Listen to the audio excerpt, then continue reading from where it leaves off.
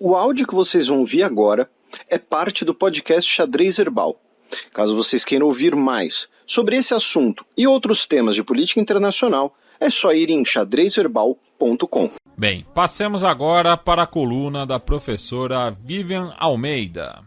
Vos que siempre dijiste, no hay vuelta atrás, ya fue para siempre.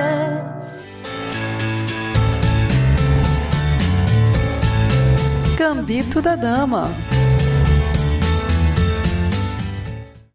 Olá pessoal, espero que estejam todos bem.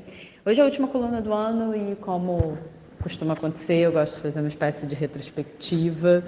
Primeiro agradecendo, reiterando o meu agradecimento pela oportunidade incrível de fazer essa coluna. Assim, ela é sempre um momento em que eu paro e olho dentro do turbilhão de coisas que acontecem, em especial nesses 2 últimos anos, como que eu vou olhar para isso de uma forma mais analítica, mais robusta, mais consistente, como que eu alterno entre, de alguma forma, organizar os acontecimentos episódicos, né? Analisar a conjuntura, conectar com a teoria e tentar entender se a teoria ela explica, ela é uma boa preditora ou se na verdade é o momento de questionar, é o momento de provocar e dizer que talvez essa não seja mais uma teoria válida para a complexidade da vida real.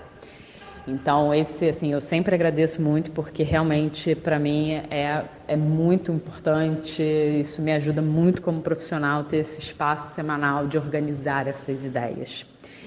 E com relação à retrospectiva, é uma retrospectiva curiosa, né? Porque a gente terminou 2020 com aquela espécie de esperança otimista, tentando ser cautelosa, mas pensando, poxa, esse inferno vai passar, isso vai virar, e naquele afã de aprender o que a pandemia deixou de ensinamentos e hoje, um ano depois, o que a gente vê é que não tinha como deixar ensinamento porque não tem tempo para isso. A gente ainda vai demorar muito tempo para entender o que aconteceu, para entender como nossas vidas foram transformadas, como as nossas cabeças foram transformadas. Assim, eu não tenho dúvida que vai ter uma legião de profissionais, talvez aqui numa Breve Esperança até mais pesquisadores, para que surge ali uma legião de pesquisadores motivados pela tentativa de entender o que foi a geração Covid. E aí a geração não só marcador temporal, mas essa coletividade que viveu uma pandemia numa era de informação real time, né? Porque é claro que não é a primeira pandemia na nossa história, mas é a primeira que a gente compartilhou muito o conhecimento, o desconhecimento, as angústias, nos apoiamos, brigamos, enfim. Então eu acho que a gente ainda vai demorar muito tempo para poder mapear, se um dia vai conseguir, né? Para colocar forma nisso tudo que a gente ainda está vivendo. Então eu encerro 2021 mais cautelosa, mais esperançosa, porque as vacinas salvam vidas, é inequívoco. A gente não tem como não ter uma esperança olhando para os números, né? Como que diminuiu o número de mortes, o número de agravamentos por conta da Covid, como isso foi isso nos encheu de esperança nos últimos meses, assim, e como a gente pensa, poxa, podia ter vindo antes, né? Salvaria muita gente. Então, termina um pouco mais esperançosa, mas talvez com uma tentativa menos audaciosa de falar sobre aprendizados, porque talvez, né, paradoxalmente, um grande aprendizado foi que as coisas precisam de distanciamento temporal maior para que a gente possa extrair essas lições.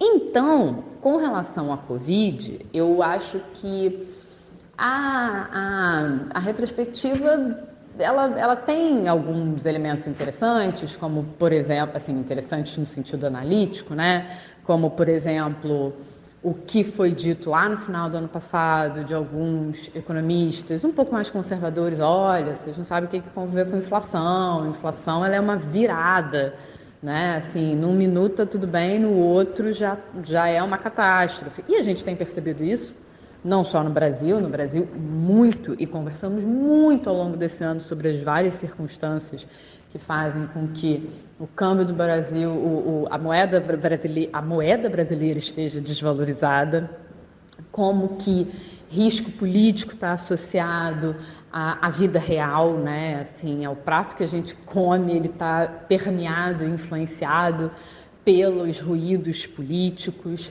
como que isso é conjuntural, porque estamos vivendo agora, mas de alguma forma isso vai estruturando a nossa economia. Então, uma moeda sucessivamente desvalorizada, ela vai impactando, por exemplo, no processo de industrialização, ou como a gente vê hoje, no processo de desindustrialização. E o processo de desindustrialização, ele acaba formando um país de uma forma em que as escolhas individuais das pessoas vão ser afetadas por essa formação, como, por exemplo, a escolha do ingresso à universidade, qual o curso que você vai fazer, já que não necessariamente você tem uma perspectiva de um emprego numa fábrica, sabe?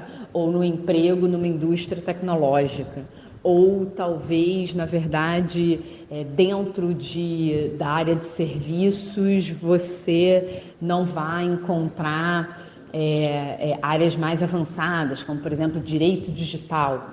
Então, a gente foi percebendo que esses aspectos, a gente enxerga eles como conjunturais, eles são conjunturais, mas eles também são estruturantes das nossas escolhas presentes e futuras.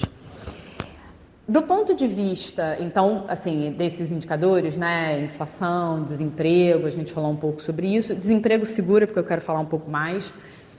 Falamos muito também, não só nesse ano, mas ao longo dos anos, sobre as medidas que refletem o funcionamento da economia.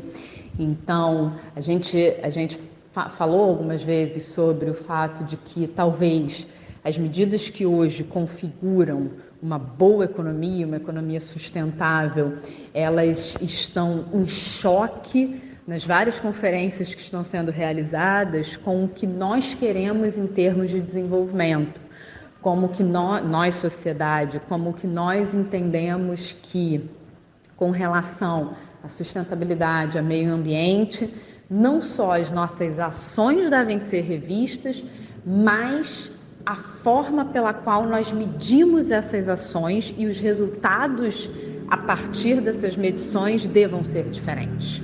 No sentido de que, olha, se você tem uma medida de resultado X, você trabalha para melhorar aquela medida, mas talvez seja essa medida que esteja equivocada, que esteja em conflito, até em termos filosóficos, com a projeção de desenvolvimento que se queira. E, por fim, eu fiquei pensando aqui para construir essa coluna, qual foi o assunto que eu mais falei esse ano, e é muito engraçado, porque quando a pandemia estourou, acho que a primeira opinião de todo mundo foi: o mundo do trabalho nunca mais vai ser o mesmo. Né? Isso foi repetido, por mim, inclusive, ad nauseam, né? Como que as relações de trabalho estavam diferentes, e como vocês sabem, como uma fã do Harari, a preocupação com o emprego, ela já vinha desde antes da pandemia, né? A pandemia, na verdade, ela só intensifica e acelera um pouco dessas preocupações. Mas, ao mesmo tempo, é curioso a gente pensar, porque quando eu falo sobre essas preocupações, elas estão muito relacionadas a uma preocupação com a extinção da instituição emprego. Pensar naquela perspectiva harariana dos inempregáveis, não as pessoas desempregadas, mas as pessoas que não têm mais capacidade de participarem do mercado de trabalho. E, em que pese ainda observar com bastante preocupação a possibilidade disso acontecer, nos vários exemplos, incluindo a precarização e a terceirização, quarteirização dos empregos, Também é curioso a gente pensar que emprego é a palavra de ordem, pelo menos aqui na coluna, de uma forma multidimensional. É com essa preocupação, que eu sempre comento, mas é também, por exemplo, olhar, vou pegar aqui, Brasil, Estados Unidos e Europa, e tentar mapear o que se fala sobre emprego. Aqui no Brasil, a gente está sofrendo com desemprego relacionado à desaceleração da economia, à falta de investimentos na economia, à desindustrialização. Nesse momento, a gente percebe que já a gente vai ter um abalo na produtividade, porque as pessoas que deveriam estar se educando e deveriam, de alguma forma, estarem aumentando sua produtividade agora, estão alijadas do processo educacional e também do processo de aprendizado via emprego. Então, essa é a cara do nosso desemprego, essa é a cara da nossa tragédia. E, ao mesmo tempo, o que isso impõe? Isso impõe negociações que, do ponto de vista do trabalhador, são danosas, né? Porque se você tem desemprego, se você está numa situação de desemprego, o seu próximo aceite é num nível de renda mais baixo, é numa condição mais precária. E, de alguma forma, você vai saindo do caso específico e vai tornando isso a média. Então, você vai tendo uma precarização geral, uma diminuição geral de renda, o que vai afetando negativamente todo o fluxo próspero que se espera de uma economia que esteja sendo bem desenvolvida.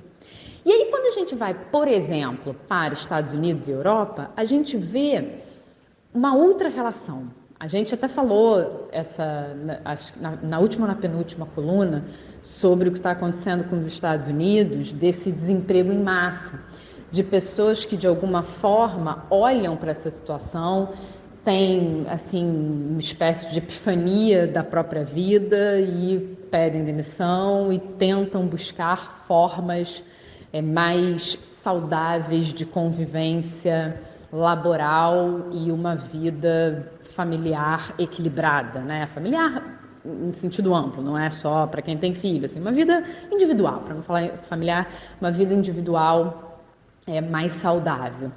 E aí isso, de acordo com muitos analistas, especialistas, está muito condicionado à própria estrutura do mercado de trabalho americano, que permite esse fluxo, que permite essa entrada e saída mais rápidas, e que esses movimentos eles são absorvidos como uma dinâmica de mercado, como uma relação de mercado, e que, olha, se você tem um excesso de oferta de vagas ou um excesso de demanda de mão de obra, isso vai ser ajustado via o preço por definição, que é o salário, né? Então, esse é um pouco do que os Estados Unidos estão vivendo, que tem várias consequências, como, por exemplo, que a gente falou na coluna passada sobre inflação, porque isso é custo de mão de obra, é um insumo, custo de mão de obra, isso encarece os preços, enfim. E, ao mesmo tempo, quando a gente olha para essa estrutura, a gente pode tirar uma análise dupla, assim. Primeiro, a história de que as liberdades econômicas, elas vão ser responsivas a esses movimentos, para o bem e para o mal. Então, nesse momento, os trabalhadores têm, de alguma forma, um certo poder de barganha, mas também são afetados quando não o têm, né? Quando não tem esse poder de barganha. Então, a gente vê esse fluxo, né? Em termos dessa liberdade econômica que dá conta dessas possibilidades. E é uma estrutura norte-americana que funciona por esse modus operandi. Aí, quando a gente faz a comparação com a Europa, o que a gente vê é o resultado de uma estrutura diferente.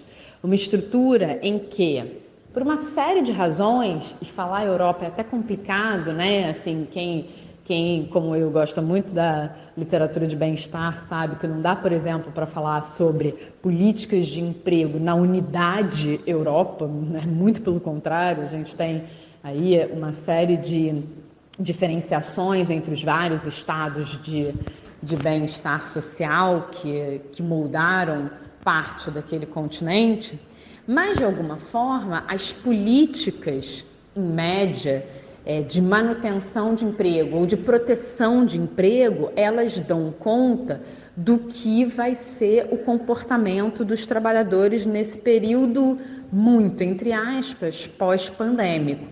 Então, se a gente não observa o desemprego em massa, os pedidos de demissão em massa na Europa, a gente de alguma forma pode associar não só a estrutura, né, que é tipicamente de menos flexibilidade nesse processo de admissão e demissão, o que faz com que sejam movimentos mais difíceis, né, que tenham barreiras, e se tem barreiras vão impactar, mas também com relação às próprias políticas adotadas em alguns países durante a pandemia, que foram concessões dadas a empresas para a manutenção do emprego.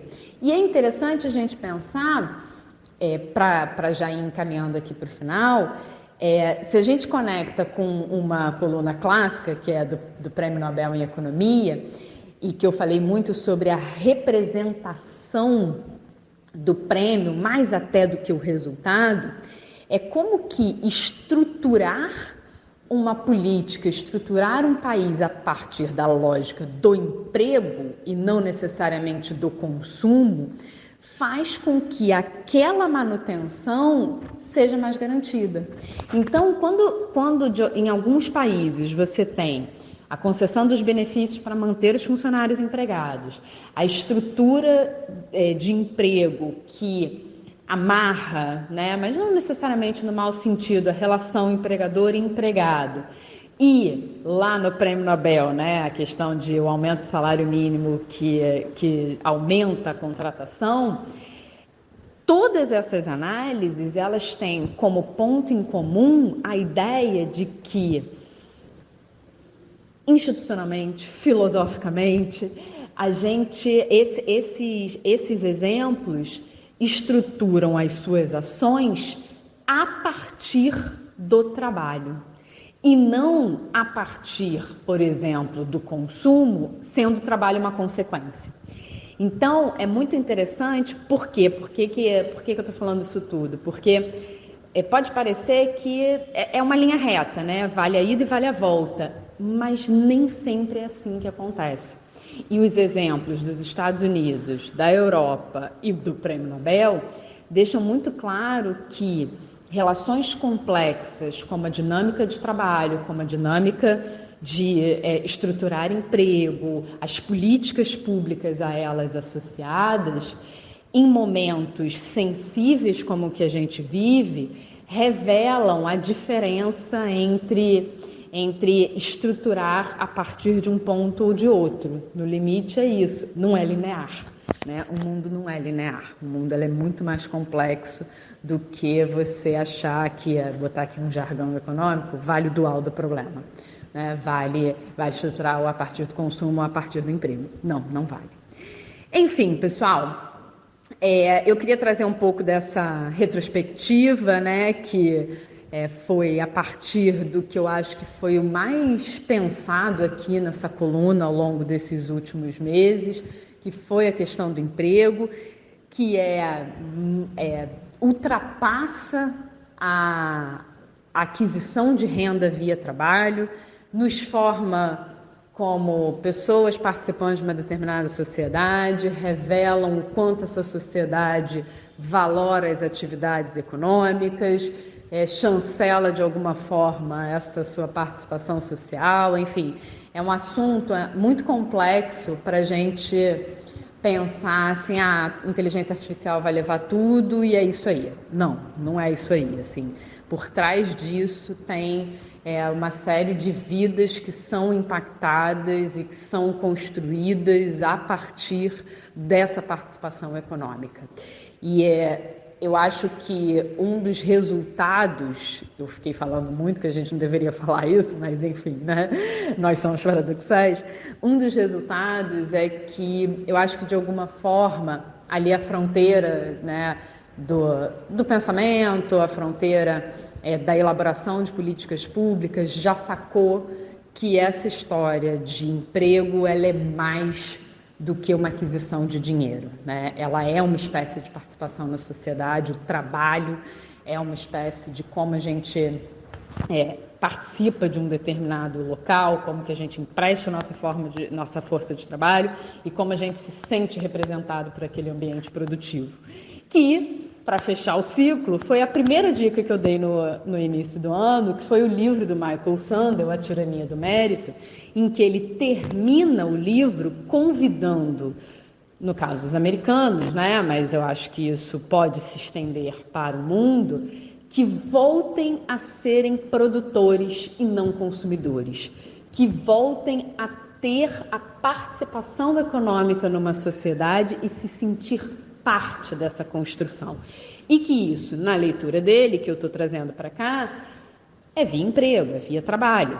Então, eu acho que, assim, fecha essa coluna, né, fecha essa retrospectiva, conectando com o assunto meio que espinha dorsal de quase todas as colunas, o impacto que a pandemia trouxe e o que pensadores da envergadura do Michael Sandel e de outros estão olhando para o resultado, né, dessa tsunami de transformação e tentando conectar o que é do campo produtivo e como isso afeta a vida das pessoas e como a gente tem obrigações quase que morais de reverter o que pode impactar negativamente a vida das pessoas e enaltecer a contribuição dos indivíduos na construção de uma sociedade melhor. É isso, meus amores. Espero que vocês tenham um excelente Natal. Eu particularmente gosto muito de Natal. Um ótimo Ano Novo. Não sei se desejo um feliz 2022, um ano mais tranquilo, porque a gente já está desejando isso há muitos anos e, enfim, né? Não foram necessariamente anos fáceis, mas espero continuar ouvindo vocês nesse espaço, espero continuar fazendo parte desse programa que eu admiro tanto. Assim, um beijo especial para o Felipe e para o Matias, um beijo para todos os ouvintes, e é isso, um beijo.